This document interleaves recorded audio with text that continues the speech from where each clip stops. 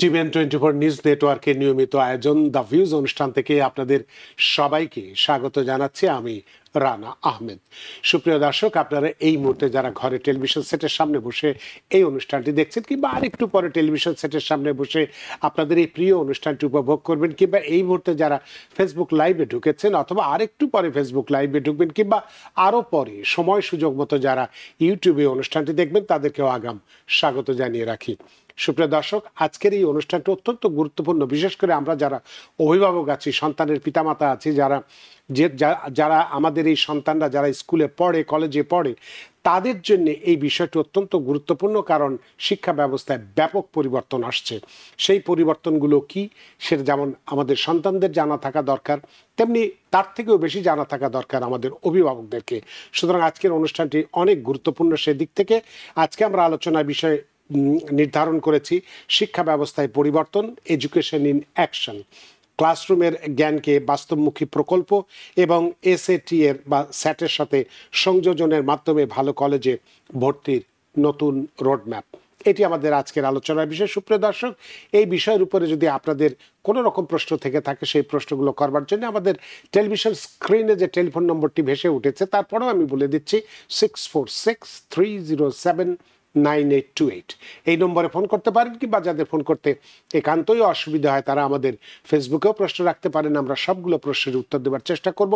এবং ইত্যকার এই সমস্ত বিষয়ে আলোচনা করবার জন্য আমাদের স্টুডিওতে উপস্থিত হয়েছেন আপনার, আমাদের সকলের প্রিয়জন, প্রিয় মানুষ, প্রিয় মুখ, প্রিয় শিক্ষক জনাব খোকন উদ্দিন ববি, সিইও ববি তারিক টিউটরিং সেন্টার। জনাব খোকন উদ্দিন ববি, আপনাকে স্বাগত। থ্যাংক ইউ রানা ভাই, থ্যাংক ইউ টিভিএন। আপনাকে অসংখ্য ধন্যবাদ। যে আমি জানি আপনার অনেক স্টুডেন্ট, এবং সে সমস্ত স্টুডেন্টদেরকে ফেলে রেখে আমাদের স্টুডিওতে এসেছেন, এবং আবার এই স্টুডেন্টদেরই এবং অভিভাবকদের কল্যাণের জন্য এমন একটি গুরুত্বপূর্ণ আলোচনায় আপনি অংশগ্রহণ করেছেন। তো আজকে আমাদের যেটা বলেছে, আজকের আমাদের আলোচনার যে মূল বিষয় সেটি হচ্ছে যে এই এডুকেশন ইন অ্যাকশন, ক্লাসরুম থেকে ক্যারিয়ার, বাস্তবমুখী প্রকল্পেই বদলে যাচ্ছে কলেজে ভর্তির রোডম্যাপ। এই বিষয়টি আলোচনা করার আগে একটু সংক্ষিপ্তভাবে টোটাল বিষয়টার উপরে ভূমিকাটা কি একটু আমি 2 মিনিটে দিতে চাই। সুপ্রিয় দর্শক, আজকের পৃথিবী বদলে গেছে, এটা আমরা সবাই জানি। কিন্তু প্রশ্ন হলো, আমাদের শিশুদের শেখার পৃথিবী কি সেই গতিতে বদলাতে পেরেছে? আমাদের শিক্ষা ব্যবস্থা বহু বছর ধরে ক্লাসরুমের দেয়ালের মধ্যে আটকে থাকা তাত্ত্বিক জ্ঞানকে কেন্দ্র করে গড়ে উঠেছে। বই, খাতা, পরীক্ষার নম্বর, এগুলোই ছিল সাফল্যের মাপকাঠি। কিন্তু আজকের বিশ্ব সেই সাফল্যের সংজ্ঞা বদলে দিয়েছে। আজকের পৃথিবী চায় দক্ষতা, উদ্ভাবন, বিশ্লেষণ ক্ষমতা এবং সবচেয়ে বড় কথা, বাস্তব বিজ্ঞান। সেই কারণেই আজ আমরা কথা বলবো নতুন এক আশার আলো নিয়ে, এডুকেশন ইন অ্যাকশন, যেখানে শিক্ষার্থী শেখে বইয়ের বাইরে গিয়ে, বাস্তব জীবনের প্রজেক্টের ভেতর থেকে শেখে সমস্যার সমাধান, দলগতভাবে কাজ করা, সিদ্ধান্ত নেওয়া, এমনকি নিজের চিন্তাকে সৃজনশীলভাবে প্রকাশ করা। আর এখন আমেরিকার স্কুলগুলো ধীরে ধীরে বুঝতে শুরু করেছে কেবল থিওরি আর বড় পরীক্ষা দিয়ে ছাত্রছাত্রীদের ভবিষ্যৎ বানানো যায় না। কারণ বাস্তব জীবনের সাফল্য পেতে সমস্যার সমাধান করতে হয়, দলে মিলে কাজ করতে হয়, সৃজনশীলভাবে চিন্তা করতে হয়, আর বাস্তব জ্ঞানের প্রয়োগ করতে হয়। আর সেই প্রয়োজন থেকেই উঠে এসেছে আরও এক নতুন শিক্ষা দর্শন, প্রজেক্ট বেসড লার্নিং, পিবিএল বা প্রজেক্ট ভিত্তিক শিক্ষা।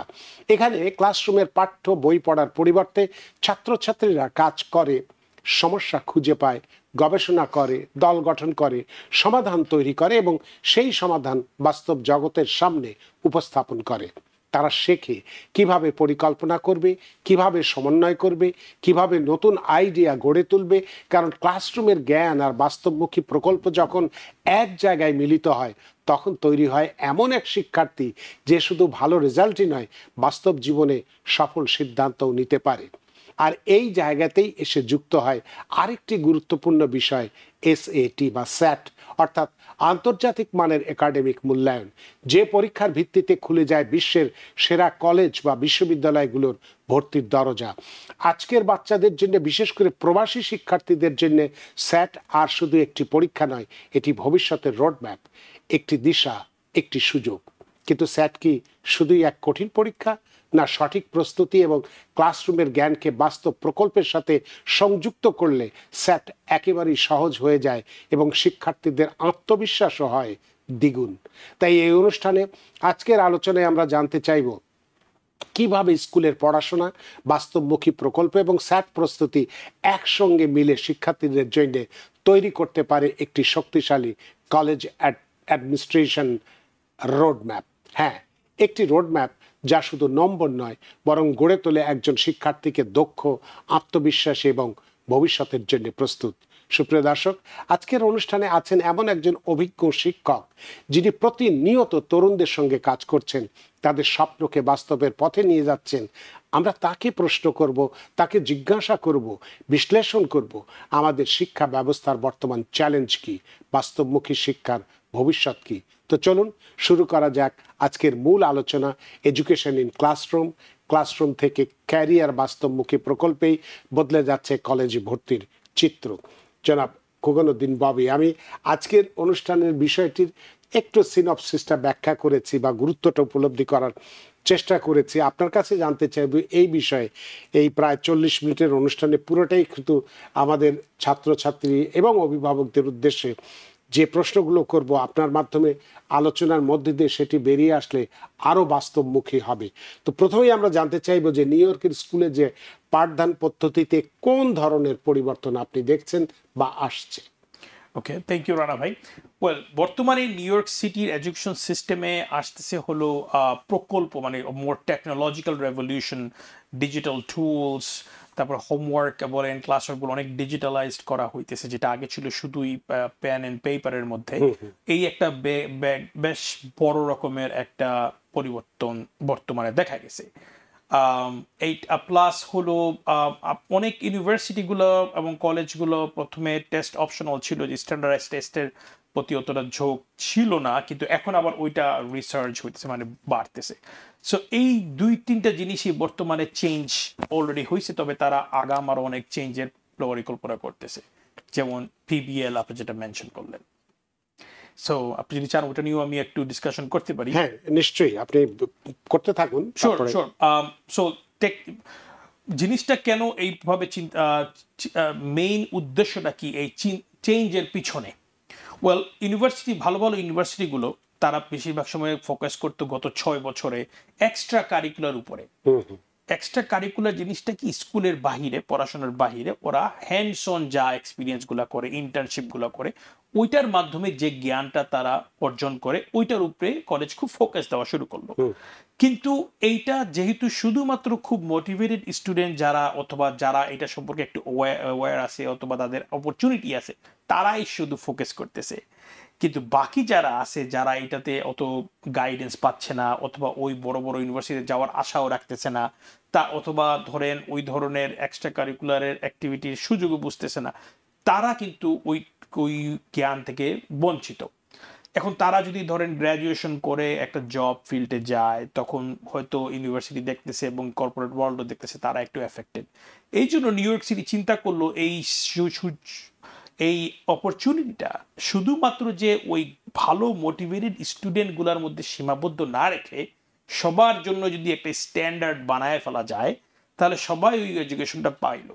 এই জন্য তারা এই জিনিসটাকে বলছে পিবিএল, প্রজেক্ট বেসড লার্নিং, যেটা কিনা এখনকার ওই প্যাশন প্রজেক্টের মতোই বলতে গেলে। যেটা আমাদের বাংলাদেশে আছে, আপনি যেটা জানবেন, ওই যে প্র্যাকটিক্যাল আর থিওরি, ওইটাই প্রিটি মাচ হাইব্রিড সিস্টেম তারা এখানে এটা আনার চিন্তা করতেছে। কিছু প্র্যাকটিক্যাল, যেমন বাংলাদেশে দেখতাম আমরা কি ইন্টারমিডিয়েটেই বলেন যে পদার্থবিজ্ঞান প্র্যাকটিক্যাল আছে, তারপরে রসায়ন, রাইট, এরকম physics, chemistry, right, same thing এখানে ওই প্র্যাকটিক্যাল জিনিসটা তারা একদম ম্যান্ডেটরি করে দিতে চাইতেছে এক প্রকার গ্র্যাজুয়েশনের জন্য হাই স্কুল স্টুডেন্ট, যেটা আগে ছিল না। আগে ছিল জাস্ট থিওরি বেসড টাইপ।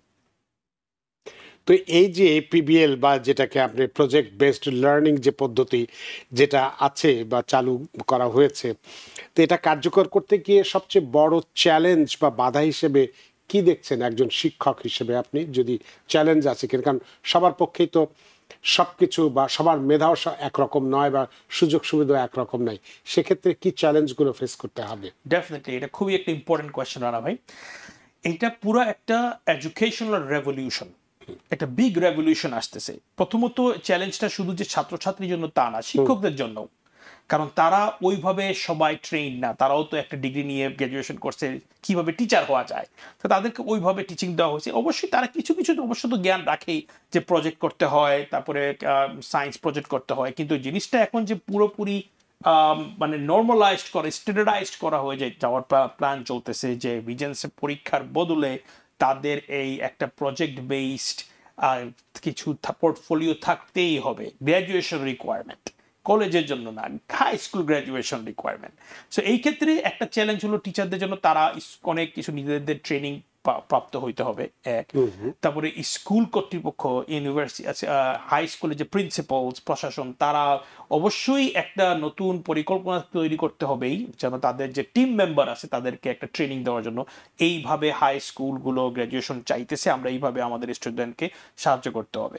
তারপরে দেখেন বিভিন্ন প্রজেক্ট, এখন ছাত্রছাত্রীরা বলবে ঠিক আছে আমরা প্রজেক্ট করবো, প্রজেক্টগুলো পাবো কোথা থেকে, কি ধরনের প্রজেক্ট? কারণ তারা বলতেছে প্রজেক্টগুলো শুধু যে সায়েন্সে তা না, ম্যাথমেটিক্সেও, হিস্ট্রিতেও, গ্লোবাল হিস্ট্রি, ইংলিশেও, এবং সবগুলো জায়গায় একটা প্র্যাকটিক্যাল জিনিস তারা তৈরি করতে হবে। এটা একদিকে ভালো, অনেক ব্রেইন স্টর্মিং হবে, কিন্তু এই জিনিসটা, এটা একটা লার্নিং কার্ভ বোথ পার্টির জন্য, প্রিন্সিপালের জন্য, স্কুলের টিচারের জন্য, ছাত্রছাত্রীদের জন্য, এমনকি যারা এই সিস্টেমটা আনছে তারাও একটা কি করবে, মানে ডেটা কালেকশন করবে বছর কা বছর, বলবে যে আর কিভাবে জিনিসটাকে ইমপ্রুভ করা যায়, কারণ জিনিসটা পুরোটাই brand new in the whole সিটিতে, বুঝতে পারছেন? সো এই জিনিসটা চ্যালেঞ্জ অ্যাকচুয়ালি সবার পক্ষ থেকে, এখানে প্যারেন্টস, স্টুডেন্টস, টিচার্স সবাই মিলেই কাজ করতে হবে জিনিসটাকে পুরো একটা ব্যালেন্স। যারা চিন্তা করেছে তাদের জন্য, তাদের কাছেও বড় চ্যালেঞ্জ, যে আমি যে চিন্তাটা দিলাম এটা কতটা কার্যকরী হবে, কতটা ফ্রুটফুল হবে। রাইট, কারণ অনেক বাচ্চারা ক্লাসে আসে, কথাই বলে না ঠিক মতো, তাদেরকেই পড়ানো কঠিন। এখন সে এইটা ক্লাসরুমে সবার সামনে গিয়ে প্রেজেন্টেশন করবে, এবং টিচার তাকে প্রেজেন্টেশন করাইতে হবে, গাইড দিতে হবে, তারপর ওইটার উপরে একটা কিছু গ্রেড দিবে। এটা তো আরো অনেক এক্সট্রা খাটনি সবার জন্য। তাহলে এক্ষেত্রে আপনার কাছে একটু জানতে চাইবো যে আপনি তো একদম ছোট থেকে বড় পর্যন্ত ছাত্রছাত্রী যারা আছে, একদম বাচ্চা, ঠিক একেবারে বাচ্চা বলতে যা বোঝায় সেরকম না, তারপরেও থেকে কলেজ লেভেল পর্যন্ত বাচ্চাদেরকে আপনি পড়াচ্ছেন, মানে তরুণ বয়সের শিক্ষার্থীদেরকে পড়াচ্ছেন। তারা ইতোমধ্যে জেনেও গেছে যে আগামী দিনে এই আমাদের নিউ ইয়র্কের শিক্ষা ব্যবস্থার যে পরিবর্তনটি কি আসছে। তো এই যে পিবিএল পদ্ধতি চালু করার পর শিক্ষার্থীদের মধ্যে আগ্রহটা আপনি কেমন দেখছেন, বা অংশগ্রহণ বা শেখার ধারাবাহিকতায় কতটা দেখছেন, বা কতটা বদল আসবে বলে আপনি মনে করেন, বা আপনার এক্ষেত্রে মূল্যায়নটা কি? অবশ্যই রারাম, এটা একটা ইন্টারেস্টিং কোয়েশ্চেন। এটা একটু বিট অফ মিক্স ব্যাগ, কারণ হইলো কিছু কিছু স্টুডেন্ট আছে তারা অত টেস্ট নিতে পছন্দ করে না, কিন্তু তারা হ্যান্ডস অন এক্সপিরিয়েন্সে খুব ভালো। ধরেন ফর এক্সাম্পল কেমিস্ট্রির একটা চ্যাপ্টার পড়লো, ওই চ্যাপ্টারটা থেকে তারা যেটা শিখলো ওইটা তার একটু ইন্টারেস্টিং লাগলে ওইটার উপরে ছোট মোটো একটা প্রজেক্ট বের করে বানায় ফেললো। যেমন রিডাক্স রিয়েকশনের একটা চ্যাপ্টার পড়লো, সে বললো রিডাক্স রিয়েকশন দিয়ে আমি একটা ছোট প্রজেক্ট করবো, একটা পাওয়ার পয়েন্টের প্রেজেন্টেশন দিব, দ্যাটস গুড, তার হয়ে গেল। এখন তার এতে তার কি হয়, ওইটা নিয়ে চিন্তা করার একটা অপরচুনিটি হয়, এবং ওইটা নিয়ে পাবলিক স্পিকিং স্কিলটাও তার বাড়ে। বিভিন্ন দিক দিয়ে অবশ্যই রিয়েল লাইফের জন্য বেস্ট, দ্যাটস নো ডাউট। এখন এই ক্ষেত্রে কিছু কিছু স্টুডেন্টরা আগ্রহী হবে, কিন্তু যারা আবার শুধুমাত্র বই পড়ে পরীক্ষা দিয়ে খুব ভালো রেজাল্ট করে কিন্তু কথা বলতে অত আগ্রহী না, তাদের জন্য এটা একটু কি চ্যালেঞ্জিং, যে তারা একটা জিনিস বার করে নিয়ে সবার সামনে গিয়ে কথা বলবে।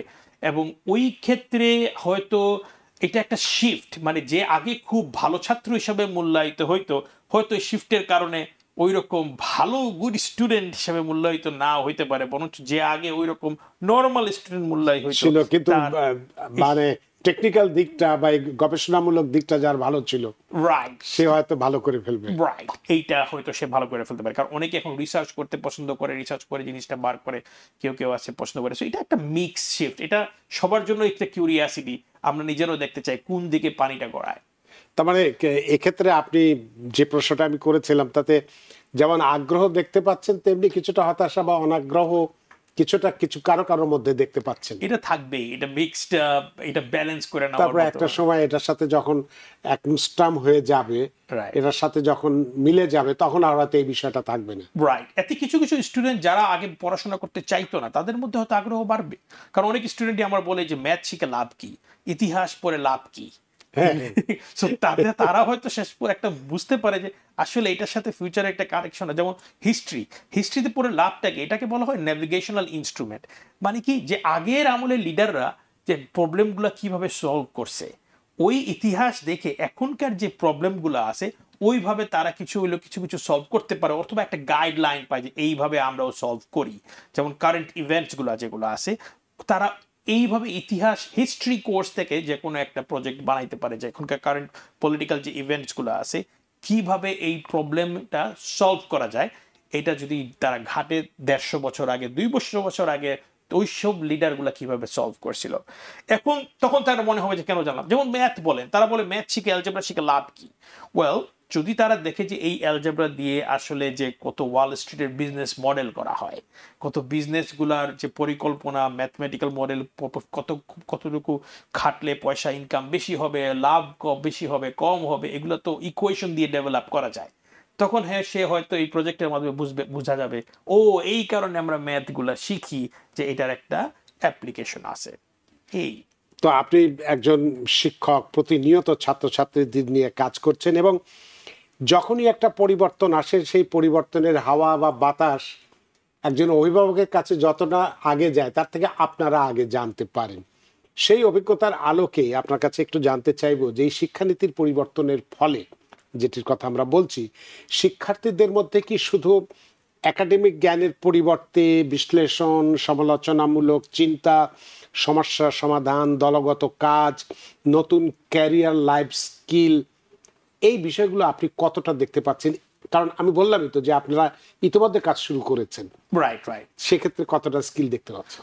অ্যাকচুয়ালি গুড স্কিলসটা এটা হবে, কারণ ভালো ইউনিভার্সিটিতে আমরা যখন স্টুডেন্টকে ভর্তি করাতে চাই তখন কিন্তু এই কাজগুলো আমরা করি অলরেডি। যারা যারা বড় বড় ইউনিভার্সিটি অ্যাপ্লাই, যেমন প্যাশন প্রজেক্ট বিল্ড আপ করার জন্য, ওটাতে কি করতে হয় যে দলগত, যেমন টিম ওয়ার্কিং এবিলিটি, তারপরে প্রবলেম সলভিং স্কিলটা, যে তুমি, তারপরে ক্রিটিক্যাল থিঙ্কিং এবিলিটি, এই তিনটা জিনিসই কিন্তু তারা দেখে, যে team working ability, problem solving, যে কোনো একটা প্রবলেম তারা কিভাবে সলভ করা যায়, আর হলো ক্রিটিক্যাল থিঙ্কিং, যে এইটা আমরা কিভাবে থিঙ্কিং করতে পারি, আমার কি কি আছে, এবং দলগতভাবে। এই তিনটা জিনিস যে প্রমাণ করতে পারে ভালো কলেজের অ্যাপ্লিকেশনে, সে কিন্তু অলরেডি ভালো কলেজে চান্স পাচ্ছে। এখন এই জিনিসটাই রিয়েল ওয়ার্ল্ডেও হয়। যেমন আমরা যখন কলম্বিয়া ইউনিভার্সিটি ছাত্র ছিলাম, আমাদের লাস্ট সিনিয়র ইয়ারে শুধু আমরা এই তিনটা জিনিসই কাজ করতাম পুরো এক বছরই, খালি ল্যাব ওয়ার্ক প্রেজেন্টেশন, বই খাতা পর্যন্ত সীমাবদ্ধ ছিলাম জুনিয়র ইয়ার পর্যন্ত, মানে first year, second year, third year. ওইটাই এখন তারা বাস্তবায়িত করতে চাইতেছে, হাই স্কুল বলেন, কলেজ বলেন, সব জায়গায় একটু একটু করে। তাহলে এই জেনারেশনগুলো যখন তারা গ্র্যাজুয়েট করবে, তাদের রিয়েল ওয়ার্ল্ডে জব পাওয়াটাও সহজ হবে, না হইলেও তারা নিজেরাই একটা জব ক্রিয়েট করতে পারবে তাদের জন্য, কারণ তাদের ওই স্কিলটা, team working ability, communication skill, critical থিঙ্কিংটা অনেক ভালো থাকবে। তো এক্ষেত্রে আপনার কাছে আরেকটা জানতে চাই, যেহেতু আপনার অভিজ্ঞতার আলোকে এই প্রশ্নগুলো আমি করতে চাই, যে একজন শিক্ষক হিসেবে আপনি কি মনে করছেন যে এই যে পিবিএল যে পদ্ধতি, তাই না, এটি কি প্রতিটি শিক্ষার্থীর জন্য সমান সুযোগ তৈরি করবে? যদিও এর আগে কিছুটা আপনি বলার চেষ্টা করেছেন, নাকি সোশিও ইকোনমিক বা টাইম কনস্ট্রেইন্ট যেটাকে আমরা বলি, বা রিসোর্স ভেরিয়েশন যেটাকে বলি, সে কারণে অসমতা বাড়বে, বা সব বাচ্চারাই কি সমান সুযোগ পাবে? ওয়েল, এই অসমতাটা বলেন না, ইমব্যালেন্স বলেন, এটা একটু থাকবে, স্পেশালি বিগিনিংয়ে। আচ্ছা, কারণ যারা একটু ইকোনমিক্যালি অ্যাডভান্টেজ বলেন, যাদের অর্থসম্মত খুব ভালো, তারা হয়তো ওই রিসোর্সগুলো পাবে তাড়াতাড়ি, অথবা বলেন যে কোনো একজন টিউটর অথবা গাইড তারা এফোর্ড করতে পারবে মোর, তাদের মাধ্যমে তারা এই জিনিসটা একটু আগায় যাবে, বুঝতে পারছেন? অথবা তাদের সাথে হয়তো বেটার কানেকশনগুলো আছে, যে বড় বড় লেভেলের মানুষ, তখন তারা একটা গাইড পাবে। কিন্তু যারা একটু সোশিও ইকোনমিক স্ট্যাটাসের নিচে আছে, তারা হয়তো ওই ধরনের রিসোর্সগুলো পাবে। যেমন কিছু কিছু স্কুল বলেন নিউ ইয়র্ক সিটিতে, ওই রকম ফান্ডিং না থাকার কারণে, ফান্ডের অভাবে তাদের ভালো ওই রিসোর্সগুলো নাই, সামটাইমস সব অনেকগুলো টিচারও নাই, এক টিচার 2-3টা সাবজেক্ট পড়াইতে হইতেছে। ওদের ক্ষেত্রে ওই এক টিচার যেহেতু সে অলরেডি 2-3টা সাবজেক্ট পড়াচ্ছে, অলরেডি আন্ডার প্রেসারে আছে, এখন 2টা সাবজেক্টের জন্য প্রজেক্ট 2বার করে বার করা তার জন্য আরো জটিল। এবং ওই সব স্টুডেন্টকে ঠিকমতো প্রোভাইড করা। সো ইয়েস, প্রথম প্রথম একটু অসমতা থাকবেই, এটা প্রিটি মাচ কমন সেন্স হয়তো আমরা, বাট এটা স্কুল কর্তৃপক্ষ যতটা পদক্ষেপ নেয় ওটার উপর ভিত্তি করে এই অসমতাটা দূর করা। তা আপনি যেহেতু শিক্ষক, সে কারণে এই কথাগুলো আমরা একটু বলতে চাই। এবং সেক্ষেত্রে সোশ্যাল ইমোশনাল যে লার্নিং, এসইএল যেটাকে আমরা বলি, সেটার উপরে যদি আপনার কাছে জানতে চাই যে নতুন এই শিক্ষানীতির ফলে শিক্ষার্থীদের যে মানসিক স্বাস্থ্য এবং এই সোশ্যাল ইমোশনাল যে লার্নিংটা, এসইএল, এর উপর পারফরমেন্স বেসড সিস্টেম কি প্রভাব ফেলতে পারে? যেমন উদাহরণস্বরূপ যদি আমি বলি যে চাপ, প্রেশার বা আত্মধারণা যেটাকে আমরা বলি, বা সফলতা ব্যর্থতার ধারণা ইত্যাদি, এ বিষয়ে আপনার পর্যবেক্ষণ একজন শিক্ষক হিসেবে কি আছে? ওয়েল, এই চাপের কথা বলেন, এই চাপটা অলরেডি ট্রেডিশনাল এডুকেশন সিস্টেমেই আছে অলরেডি। কারণ পরীক্ষার আগে আমরা একটু চাপ ফিল করি, ওরাও ফিল করে। এখন এটা হলো নতুন ধরনের একটা চাপ, যে এখন শুধু পরীক্ষা দিলে হবে না, একটা প্রজেক্ট করতে হবে, প্রজেক্টটা সবার সামনে উপস্থাপন করতে হবে। এখন এটা একটু একটু বায়াসড হবে, কারণ কিছু কিছু টিচার বলবে কোনো মতে একটা প্রেজেন্টেশন দিলে ওকে তুমি এ গ্রেড, জিপিএ। এখন কেউ কেউ বলবে না তুমি তো ওইটা দেও না, ওইটা দেও না, ওকে সি গ্রেড অথবা বি ক্লাস। ঠিক আছে, এখন এই ক্ষেত্রে স্টুডেন্ট দুই ধরনের ফিল করতে পারবে প্রবলেম, যে তার নিজস্ব ক্লাসমেটটা সামনে থাকবে, এখন তাদের সামনে সে একটু যদি ফিল করে যে আমার ডাউন হওয়ার সম্ভাবনা আছে, এতে করে কনফিডেন্স কারো কারো বাড়তে পারে, কারো কারো একটু ডাউন হতে পারে। এক, দুই হইলো অনেকের প্রথম প্রথম হঠাৎ পাবলিক স্পিকিং স্কিলটা ওই রকম নাই, এটা একটা সময় লাগে ডেভেলপ করতে। সো ওই প্রথম করতে গেলে একটু স্ট্রেসের সম্মুখীন হবেই তারা। এখন এটার সলিউশনটা কি? Lot of counselling, support, mental support, motivation. এই মোটিভেশনটাই এবং কাউন্সিলিংটাই তাদেরকে একটু ইজ আপ করতে বড় পারে, ভূমিকা পালন করে। এক্স্যাক্টলি। টিচার বলেন, তাদের প্রিন্সিপাল বলেন, এসে বলতে হবে everything good, you did a good job, no problem, যেন সবাই মনে করে ইটস গেটিং বেটার। কারণ এট দ্য বিগিনিং এটা পুরাটাই হলো যে অলরেডি স্কিল ডেভেলপ করে ফেলছে। এখন যদি, কারণ পাবলিক স্পিকিং স্কিল যে অলরেডি ডেভেলপ করছে সেই এখন বেটার পারফরমেন্স দেওয়া শুরু করবে, ঠিক কিনা? যার এটা নাই, সে হঠাৎ করে, সে আগে খুব ভালো স্টুডেন্ট হইলেও একটা ড্রপ হইতে পারে তার জিপি এর মধ্যে। সো এই জন্য প্রথমে আগে পাবলিক স্পিকিং এর স্কিলের উপর, প্রেজেন্টেশন স্কিলের উপর তারা ছোট ছোট পদক্ষেপ নেওয়া উচিত। একবারে বড়টা না, যাও সামনে গিয়ে কথা বলো, কারণ অনেকে এরকম ইয়েটা নাই। ছোট ছোট পদক্ষেপ একটু একটু, part A, part B, part 3 এরকম ভাবে করলে এবং মোটিভেশন দিলে ঠিক হয়ে যাবে।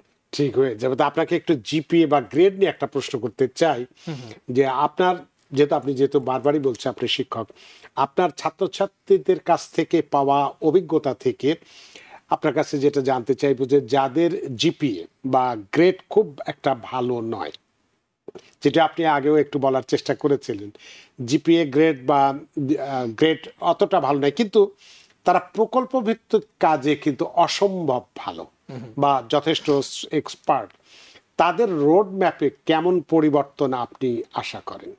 ওয়েল, কিছু কিছু ইউনিভার্সিটি তাদেরকে রিয়েলি প্রায়োরিটাইজ দেওয়ার সম্ভাবনা আছে। তেমন তাদের রোড ম্যাপ, যদি কোনো কারণে জিপিএ কম হয়, তখন তাদের অন্যান্য যে কম্পোনেন্টস গুলো আছে কলেজ, ওগুলা ভালো করে দেখবে যে কি ধরনের প্রজেক্ট তুমি, তারপরে কিভাবে প্রজেক্টটা করলা, তোমার problem solving skill, communication skill, team working skill, এই তিনটা এখানে সব হাইলাইটেড হয়েছে কিনা। এই তিনটা যদি সব সুন্দর মতো হাইলাইটেড হয়, তখন তারা বলবে যে কি, এডমিশন অফিসার বলেন অথবা জবের ক্ষেত্রে বলেন, যে তার জিপি একটু ডাউন হইলেও সে অন্যদিকে খুব হাইলাইটেড, মানে খুবই পারদর্শী এবং স্ট্যান্ড আউট, মানে কোনো একদিকে তাক হইতে হবে খুব হাই, সমান হইলে হবে, বুঝতে পারছেন? তখন তার ক্ষেত্রে এই রোড ম্যাপ নট ব্যাড, তার ক্ষেত্রে বরঞ্চ ভালো জায়গায় চান্স পাওয়ার সম্ভাবনা আরো বেড়ে যাবে, যেহেতু এটা এখন একটা রিকোয়ার্ড কম্পোনেন্ট, আগে ছিল জাস্ট অপশনাল। আর তবে আমি রেকমেন্ড করব যেন জিপিটা যদি কোনোভাবে ডাউন হয়েও যায়, এইগুলা প্লাস গুড এসএটি স্কোর দিয়ে কিন্তু খারাপ জিপি অফসেট করা যায়। এইটা এখন আসেন, আপনি এসএটির ভূমিকা কত আগের থেকে বাড়বে কিনা কমবে? ওয়েল, আগে শুধু ছিল কি পরীক্ষা, স্কুলের পরীক্ষা, আর যদি এইসব প্রজেক্ট কেউ করে অন দ্য সাইডে, এটা হলো প্লাস পয়েন্ট, এসএটি না দিলেও হবে। এখন প্রজেক্ট অন দ্য সাইড না, এখন প্রজেক্টটা রিকোয়ারমেন্ট হয়ে যাবে। তার মানে কি, সবাই প্রজেক্ট আছে, এখন যদি কারো দেখা যায় জিপিএ একটু ভালো, প্রজেক্টও ভালো, তখন কলেজ তো বলবে কাকে নিব, কি ধারা ডিসাইড করব। কারণ প্রজেক্টটা আর জিপিএটাও কি অনেক সময় স্কুলের টিচারদের হাতে, তারা একটু চাইলে বাড়াও দিতে পারে, কমাইতে পারে, যাই হোক। কিন্তু একটা এসইটি স্কোর কি স্ট্যান্ডার্ড পুরা ইউএস এর মেট্রিক সিস্টেম, রাইট? ওইটা যদি একটা এসইটি স্টুডেন্ট খুব ভালো স্কোর ভালো হয়, তখন অ্যাডমিশন অফিসারের জন্য এটা মাচ ইজিয়ার যে ওকে তার কোর্সগুলো জিপিএটাও ভালো, প্রজেক্টগুলোও ভালো, এসইটিও ভালো, তার মানে সে আসলে একটা জেনুইন ক্যান্ডিডেট। কারেক্ট? এখন যদি অ্যাসিড স্কোর খারাপ থাকে আর ওই দুইটা ভালো থাকে, তখন একটা হচট খাওয়ার মতো সিচুয়েশনে তারা নিজেরাই পড়ে যায় অ্যাডমিশন অফিসাররা, যে কি করা যায়। অনেক ধন্যবাদ এই বিষয়গুলো ব্যাখ্যা করার জন্য। আমরা একটু এরপরে আরো একটু গভীরে যেতে চাইবো। আর যে প্রশ্নটি এবার আমি করতে চাই, এটা অটোমেটিক আপনি উত্তর দিয়েছেন প্রথমে, যে স্কুল প্রশাসন, শিক্ষক সম্প্রদায় যারা প্রশিক্ষণ বা ট্রেনিং এর সুযোগ কিভাবে, এটা আপনি বলেছেন এটা করতে চাই না, কিন্তু এরপরে আমরা আর একটু গভীরে যেতে চাইবো আস্তে আস্তে। তো সেটা আমরা যাব, একটু বিরতি নিতে চাই, বিরতির পরে এসে সেই প্রশ্নগুলো যেতে চাই। সুপ্রিয় দর্শক, নিশ্চয়ই বুঝতে পারছেন আজকে আমাদের এই অনুষ্ঠানটি কেন এতটা গুরুত্বপূর্ণ, বিশেষ করে যারা আমরা আমাদের সন্তানদের অভিভাবক আছে, আমাদের সন্তানরা স্কুলে পড়াশোনা করছে, তাদের ক্ষেত্রে কি পরিবর্তনগুলো আসছে এবং কি করলে ভালো হবে, সে বিষয়গুলো আমরা বিস্তারিতভাবে কথা বলছি। আরও কথা বলবো, আরও প্রশ্ন আছে, সেগুলো শোনার যথেষ্ট জরুরি দরকার আছে। তবে একটি বিরতি নিতে চাই, নিচ্ছে একটি ছোট্ট বিরতি, সে পর্যন্ত আমাদের সাথেই থাকুন। সুপ্রিয় দর্শক, বিরতির পর ফিরে এলাম আপনাদের প্রিয় অনুষ্ঠান দ্য ভিউজে। আজকের অনুষ্ঠানের অতিথি জনাব খোকন উদ্দিন ববি, সিইও ববি তারিক টিউটরিং সেন্টার, এবং আপনাদের সাথে রয়েছে আমি রানা আহমেদ। জনাব ববি তারিক, বিরতির আগে বলেছিলাম যে আমরা এবার আর একটু গভীরে যেতে চাই। এতক্ষণ আমরা একটু ভাষা কথা বলেছি, আর একটু এবার গভীরে যে আপনাকে যে প্রশ্নটি আমি করতে চাই, যে এই যে নতুন পদ্ধতি যেটা চালু হয়েছে বা হতে যাচ্ছে, যদি একজন শিক্ষার্থীর পারফরমেন্স যদি মূল্যায়ন হয়, আমরা তো দেখছি যে আপনি যেটা বললেন এতক্ষণ ধরে, যেমন কমিউনিকেশন স্কিলসের কথা যদি বলি, ক্রিটিক্যাল থিঙ্কিং এর কথা যদি বলি, তাহলে শিক্ষার্থীরা কি মনে করবে যে শুধু অ্যাসাইনমেন্ট বা প্রজেক্ট করলেই পরীক্ষার মতো ডিসিপ্লিন এবং স্ট্রাকচারগুলো যে পাওয়া যাবে, এটি কি তার পড়াশোনার প্রতি মনোযোগিতার হারাবে না? আপনার অভিজ্ঞতায় কি বলে?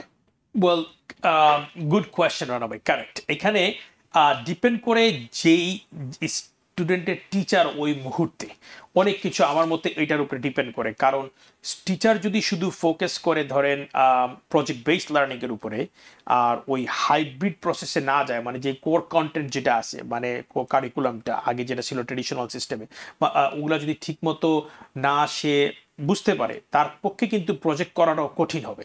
এই ক্ষেত্রে তার মোটিভেশনটা ডাউন হইতে পারে। যেমন ধরেন একটা স্টুডেন্ট, তার ভিতরে রয়েছে সে বড় হয়ে ডাক্তার হবে, এবং আরেকজনের বড় হয়ে ইঞ্জিনিয়ার হবে।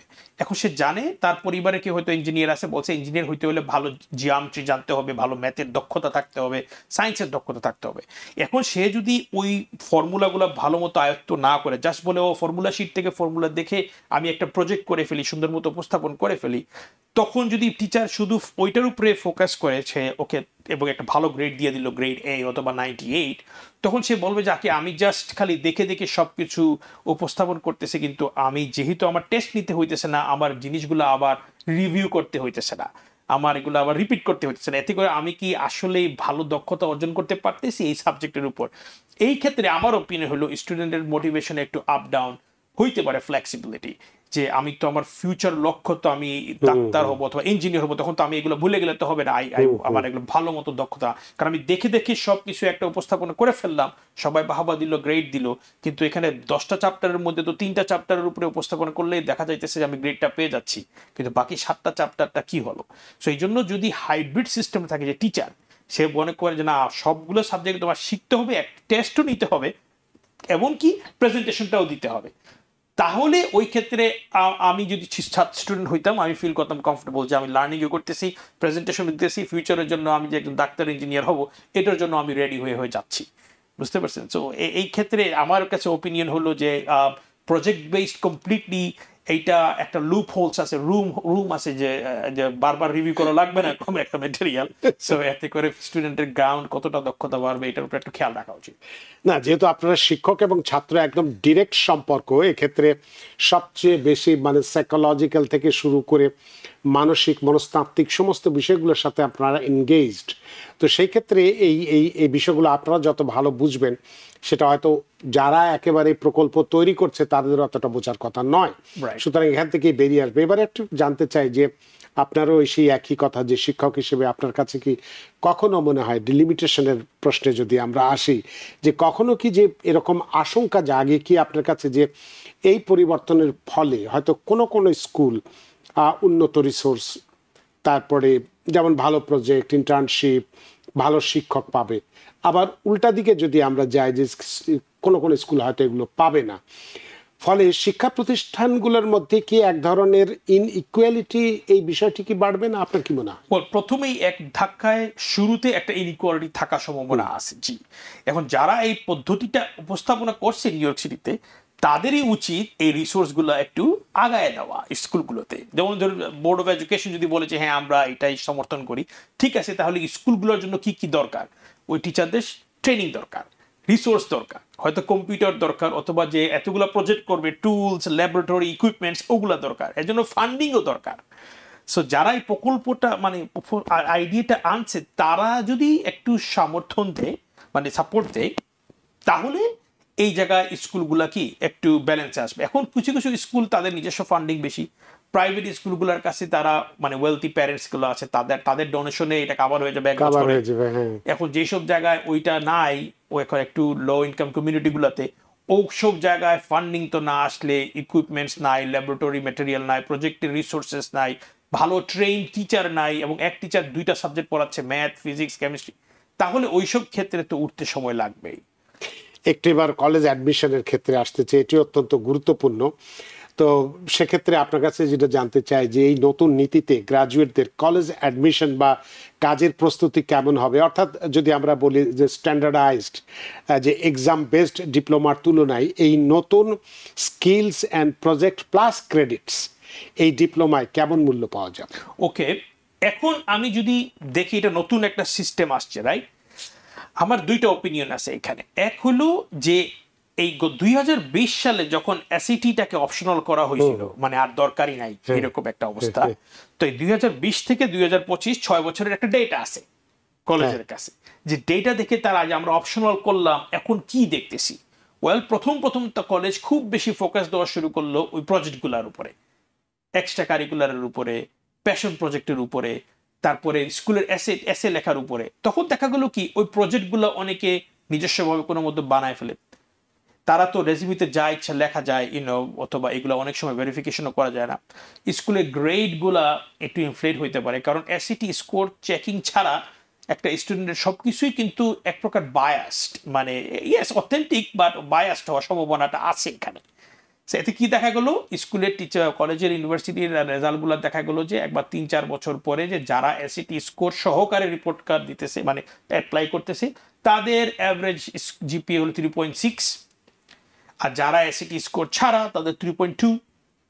তার মানে কি একটা কিছু ডিফারেন্স তো আছে, একটা কি অনেক বড় ডিফারেন্স তো আছে। এক্স্যাক্টলি। তখন তারা আবার বিভিন্ন ইউনিভার্সিটি কি শুরু করলো, আমরা এসইটি এখন নিব 2026। প্রশ্নটা ছিল কিন্তু আপনি উত্তর দিচ্ছেন, সুন্দর, বলুন।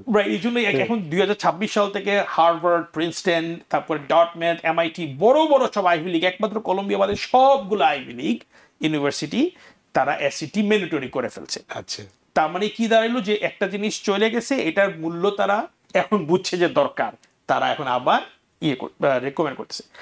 এখন যে সিস্টেমটা আসতেছে, সিমিলার সিচুয়েশন, তারা রিজেন্স টেস্টটা বাতিল করে দেওয়ার প্ল্যান করতেছে। তারপরে ক্লাসের মধ্যে গ্রেডটা মোর প্রজেক্ট বেস, আগের মতো টেস্ট বেস না হওয়ার জন্য করতেছে। তো সিমিলার সিস্টেম আসতে পারে, কারণ টেস্ট স্কোর ছাড়া প্রজেক্টগুলো যে গ্রেডিং হবে, কিসের ভিত্তিতে হবে, কিভাবে একটা স্টুডেন্ট কতটুকু শিখতেছে, কে ট্রেনিং করতেছে, কতটুকু রিসোর্সেস স্কুলের ভিতরে আছে, এইটার জন্য কলেজ ইউনিভার্সিটি যে অ্যাডমিশন অফিসাররা এটা কিভাবে যে জিনিসটাকে দেখবে, কারণ তাদের তো আর উপায় নাই জাস্ট খালি যা প্রেজেন্টেশন করা হয়েছে ওইটার উপরে প্রায়োরিটি দেওয়া ছাড়া, ঠিক না?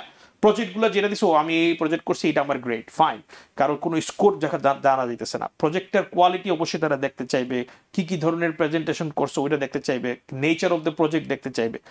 তারপরেও এক্স্যাক্ট কোনো এসিটি স্কোর ছাড়া আমার বিশ্বাস যে এটা একটা কঠিন ডিসিশন হয়ে দাঁড়ায়, কারণ এটা সময় লাগবে আরো বেশি। আগে একটা জিপিএ দেখতো, একটা স্কোর ক্রেডিট রিপোর্টের মতো, ক্রেডিট স্কোর ভালো তুমি বাড়ি কিনতে পারবা, ক্রেডিট স্কোর খারাপ বাড়ি কিনতে পারবা না, এই ধরনের। এখন কোনো ওই রকম স্কোর সিস্টেম নেই। আমার বয়সে একটা স্টুডেন্টকে ইভ্যালুয়েট করতে হবে, এটা আগে যেখানে 3 মিনিট সময় লাগতো এখানে 5-6 মিনিট 7 মিনিটেরও লাগতে পারে, কারণ প্রজেক্টগুলো কি ধরনের ওয়েবসাইটে সে ডকুমেন্টেশন করতে হবে, প্রজেক্টের প্রুফ এগুলা দেখা। এই ক্ষেত্রে আমার বিশ্বাস যে একটা এসিটি স্কোর ভালো এসিটি স্কোর সাথে অ্যাটাচ করে দিবে তার চান্স পাওয়ার সম্ভাবনা সিগনিফিকেন্টলি হায়ার হয়ে যাবে।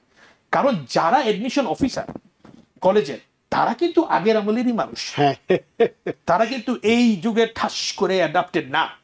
যার একজন বয়স 60 বলেন 65 55, সে কি দেখে বড় হইতেছে সারা জীবন? স্কোর। সে সারা জীবন কি দেখে একটা স্টুডেন্টকে বাছাই করছে? স্কোর। হঠাৎ করে বললো ও এই প্রজেক্ট, তার সামনে যখন একটা স্কোর প্রেজেন্ট করা হবে তার মাইন্ডে অটোমেটিক সিগন্যাল দিতে থাকবে, oh there is a good score, maybe good. সে তখন বায়াসলিও বলতে পারে প্রজেক্টগুলো গুড, লেটস টেক ইট। আর যখন কোনো স্কোর নাই, it's really based on the nature of the project, এটা অনেকটা বায়াস থাকবে। এই জন্য আমার ওপিনিয়ন অ্যাডভাইস থাকবে পুরো এই কলেজ এইখানকার জেনারেশনকে, যে যেহেতু টেস্টগুলো কমে আসতেছে দিনে দিনে আর এসিটি স্কোরের ডিমান্ড বাড়তেছে দিনে দিনে, ওইটার উপরে যেন সুপার ফোকাস দেওয়া হয় আর প্রজেক্টগুলো ভালো কোয়ালিটি হয়। আমাদের হাতে সময় নেই, 2-3 মিনিট আমরা হয়তো একটু কথা বলতে পারবো। তো যেহেতু অনুষ্ঠান শেষ করতে হবে, আরও অনেক প্রশ্নই ছিল কলেজে অ্যাডমিশন নিয়ে, স্ট্যান্ডার্ডাইজ টেস্ট নিয়ে, এবং সেটা আপনি বললেন স্যাট এবং এসিটি নিয়ে কথাগুলো তো বলেই ফেললেন। তো আপনার কাছে একটু যেটা জানতে চাইবো যে ধরুন যে আপনি শিক্ষক নন, একজন শুধুমাত্র অভিভাবক, একজন সন্তানের পিতা হিসাবে, এই যে নতুন পদ্ধতি বা নতুন সিস্টেম যেটা চালু হচ্ছে পড়াশোনার ক্ষেত্রে, এক্ষেত্রে একজন অভিভাবক হিসেবে আপনি আপনার সন্তানের প্রতি কিভাবে দায়িত্ব পালন করবেন, কিভাবে আপনার সন্তানকে গাইডলাইন দেবেন যে তোমার যে আমরা এতক্ষণের যে আলোচনা করলাম এক্ষেত্রে কারো মনোযোগিতা থাকবে কারোর থাকবে না, একজন অভিভাবক হিসেবে বা একজন এই মুহূর্তে শিক্ষক হিসেবে একজন আমি অভিভাবক সন্তানের পিতা, তাকে কি পরামর্শ দেবেন এই নতুন পদ্ধতির ক্ষেত্রে? ওয়েল, নতুন পদ্ধতিতে আমি যদি একজন প্যারেন্টস হিসাবে যদি দেখি পুরা জিনিসটাকে একটা ডিফারেন্ট অ্যাঙ্গেলে, আমি যেটা বুঝছি যে সবচেয়ে বেশি গুরুত্বপূর্ণ হইতে যাইতেছে একটা স্টুডেন্টের জন্য কমিউনিকেশন স্কিল। রাইট। আর একটা গুড কমিউনিকেশন স্কিল আসে হলো কিন্তু গুড রিডিং এবং রাইটিং স্কিল থেকে, যে যাই বলুক। সো একটা আমি হলে আমার ছেলে মেয়ে অথবা যে চালে থাকতো তাকে আমি ফোকাস করতাম রিডিং স্কিলটা আর রাইটিং স্কিলটা বাড়ানোর জন্য। যার এই দুইটা স্কিল ভালো, সে কমিউনিকেট করতে পারে ভালো, সে প্রেজেন্টেশন করতে পারে ভালো, আর প্রবলেম সলভিং স্কিলটা ইমপ্রুভ করার জন্য যে ম্যাথমেটিক্যাল স্কিলস আছে ওইটাও তারা ফোকাস করা উচিত। এখন কমিউনিকেশন, এখন আমি একজন এসিটি ইনস্ট্রাক্টর হিসেবে দেখি এই দুইটাই একটা প্যাকেজ দিলেই আসে। এসিটি এক্সামে হিউজ রিডিং রাইটিং গ্রামার স্কিলগুলো ইমপ্রুভ করা যায়, এবং এসিটির যে অ্যাডভান্স ম্যাথ কোয়েশ্চেনগুলো আছে এটা দিয়ে প্রবলেম সলভিং স্কিলগুলো ইমপ্রুভ করা যায়। আর সাথে হলো মোটিভেশন। আমার প্যারেন্টস হিসাবে এখন আমি যেহেতু নিউ সিস্টেম আসতেছে, আমি জানি সবাই কনফিউজড হওয়ালা হয়। এখন এই সময়ে মোটিভেশনের উপরে আর কোনো ঔষধ নাই। একটা মোটিভেশনের মাধ্যমে তার মানসিক যে স্বাস্থ্যটা এটা বহাল রাখা যাবে, ওইটা ঠিক থাকলে বাকি সবই অটোমেটিকলি ঠিক হবে। সে যদি মেন্টালি স্ট্রেসড হয়, মানসিক সাপোর্ট না পায়, কারণ স্কুলরাই সাপোর্ট পাইতেছে না ঠিক মতো, সে যদি মানসিক সাপোর্ট না পায় তখন জিনিসটা অফ ট্র্যাকে চলে যেতে পারে। সো একজন প্যারেন্টস হিসেবে আমি সবসময় খেয়াল রাখবো সে মানসিক সাপোর্টটা পাইতেছে কিনা, নিজে উত্তেজিত না হয়, নিজেও আমি শিখবো এই সিস্টেম সম্পর্কে, এবং চেষ্টা করবো তার রিডিং রাইটিং স্কিলটা যেন ভালো থাকে। এই 3টা অ্যাডভাইস। আর পাশাপাশি একজন শিক্ষক হিসেবে একজন ছাত্রের প্রতি আপনার কি উপদেশ থাকবে? আমি দেখতে চাইবো যে নতুন সিস্টেম সম্পর্কে তার জ্ঞানটা ঠিকমতো আছে কিনা, সে কনফিউজড কিনা, না থাকলে ওই একই জিনিস মোটিভেশনের মাধ্যমে এই নতুন প্রজেক্ট বেস সিস্টেমটাকে বুঝাই দেওয়া, যেটার জন্য আমি নিজে একটা প্রোগ্রাম ক্রিয়েট করছি, আমাদের ববিতার একে থেকে করেছে বাবিস ব্রিজ প্রোগ্রাম। মানে একটা ব্রিজ মানে কি, একটা ব্রিজ সেতু, এই ক্লাসরুমের নলেজ আর রিয়েল লাইফের নলেজের মধ্যে দুটোকে বন্ধন করে দেওয়া। এক্স্যাক্টলি, এই ব্রিজ প্রোগ্রামটা দিয়ে মাধ্যমে তাদেরকে মোটিভেশন দেওয়া এবং জানানো এবং হেল্প করা, এই নতুন সিস্টেমের জন্য গাইড করা একটা শিক্ষক হিসাবে, এবং আমি এটাই করব, আর প্যারেন্টস হিসাবে ওইভাবে সাপোর্ট দেব। অনেক ধন্যবাদ জনাব খোকনউদ্দিন ববি। আসলে আমাদের হাতে সময় নেই, সময়ের দড়িতে বাধা, তাই অনুষ্ঠানটা শেষ করতে হচ্ছে। আপনিও অনেক ব্যস্ত মানুষ, যদিও আরও অনেকগুলোই প্রশ্ন আমার হাতে ছিল, কিন্তু যেহেতু সময়ের অভাব আমরা করতে পারছি না। নিশ্চয়ই অন্য কোনো দিন অন্য কোনো সময় বিষয়গুলো নিয়ে কথা বলবো। আপনার এই আলোচনার মধ্যে দিয়ে যে শিক্ষা ব্যবস্থার যে ব্যাপক পরিবর্তন এসছে এবং সেই পরিবর্তনের ফলে যে আমাদের শিক্ষা ব্যবস্থার যে বিরাট একটা চেঞ্জ যেটাকে আমরা বলছি, সেটা শুধুমাত্র ছাত্রদের ক্ষেত্রে নয়, শুধুমাত্র শিক্ষকদের ক্ষেত্রে নয়, শুধুমাত্র অভিভাবকদের ক্ষেত্রে নয়, সবার ক্ষেত্রেই এটা পরিবর্তনটা আসছে। সুতরাং এটা যেহেতু পরিবর্তন আসছে, আমাদেরকে মেনে নিতে হবে। আপনার এই আলোচনার মধ্যে দিয়ে সত্যি আমরা ঋদ্ধ, আমরা প্রাণিত। Thank you. আপনাকে আবারও ধন্যবাদ। সুপ্রিয় দর্শক, এতক্ষণ আমরা এডুকেশন ইন অ্যাকশন, ক্লাসরুমের জ্ঞানকে বাস্তবমুখী প্রকল্প এবং স্যাটের সাথে সংযোজনের মাধ্যমে ভালো কলেজে ভর্তির যে রোড ম্যাপ এবং এই নতুন পদ্ধতি কিভাবে কাজ করবে, আমাদের মনস্তাত্ত্বিক বিষয়গুলো কোন দিকে ধাপিত হবে, কিভাবে মনোযোগিতা বাড়বে, কিভাবে আমাদের ভবিষ্যৎ গড়তে পারবো, বিস্তারিত বিষয় নিয়ে আমরা কথা বলেছি। আশা করি এই আলোচনার মধ্যে দিয়ে যারা আমরা অভিভাবক আছি, আমরা যারা সন্তানের পিতামাতা আছি, তারা নিশ্চয়ই সন্তানদের প্রতি একেবারে শতভাগ ডেডিকেশন দেব এবং শতভাগ সন্তানের ভবিষ্যতের জন্য যা কিছু করা দরকার, যেটা মোটিভেশনের কথা বললেন, সেই বিষয়টার যেন কোনো রকম ঘাটতি না থাকে সেদিকে খেয়াল রাখবো। আশা করি আজকের অনুষ্ঠান আপনাদের যথেষ্ট ভালো লেগেছে। সুপ্রিয় দর্শক, যে যেখানেই থাকুন, ভালো থাকুন, সুস্থ থাকুন, নিরাপদে থাকুন। থাকুন TVN 24 নিউজ নেটওয়ার্কের সাথেই। শুভরাত্রি। TVN 24 টেলিভিশন দেখতে আজই কল করুন 7187776556। লগ ইন করুন www.totalcablebd.com। নিউ ইয়র্ক থেকে সম্প্রচারিত TVN 24 টেলিভিশন বিশ্বজুড়ে বাঙালির কণ্ঠস্বর।